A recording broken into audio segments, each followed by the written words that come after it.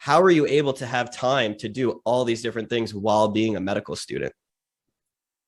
I think that's a good question because sometimes it's easier to look outside and think that I'm doing a lot, but it always boils down to is prioritizing, right? Whether that's in the realm of letting go a little bit of my medical education to actually dabble in the parts that make me a little happier.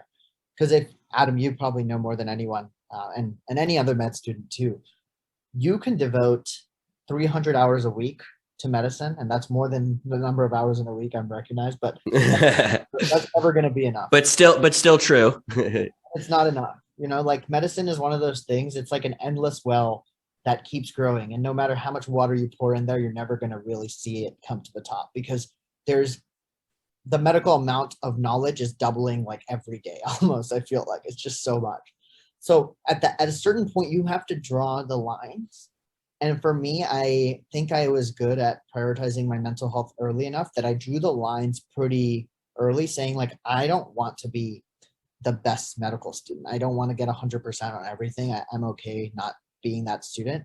If it means I can take a few extra hours a week and do these other things that really bring me a lot of joy, whether that is, for example, taking just a walk outside and just literally observing nature, which I do quite a lot, or making a YouTube video, or pulling out my camera and recording a vlog.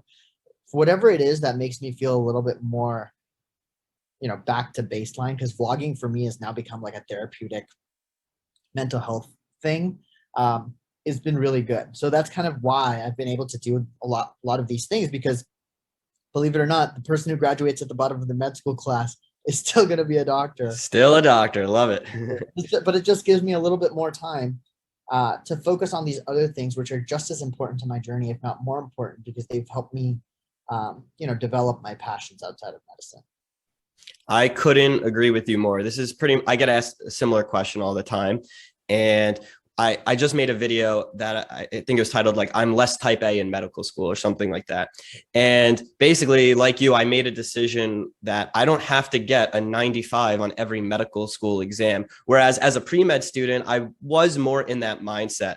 But in medical school, I would float around the average, let's say 80, 85. Sometimes I'd be a little bit above average. On occasion, I'd be a little bit below, but I was able to do all these other things and still enjoy my medical school experience. It doesn't mean I wasn't studying hard. It just means instead of studying 300 hours, maybe I was studying 200 hours or whatever it is. And I was still able to learn the medical knowledge that I needed to be a good medical student and be able to interact with patients and actually come up with a good differential. But maybe I didn't know every last little detail and be able to ace the extraneous questions on an exam that like no one will ever see again. And that's like the compromise you can decide to make as a medical student.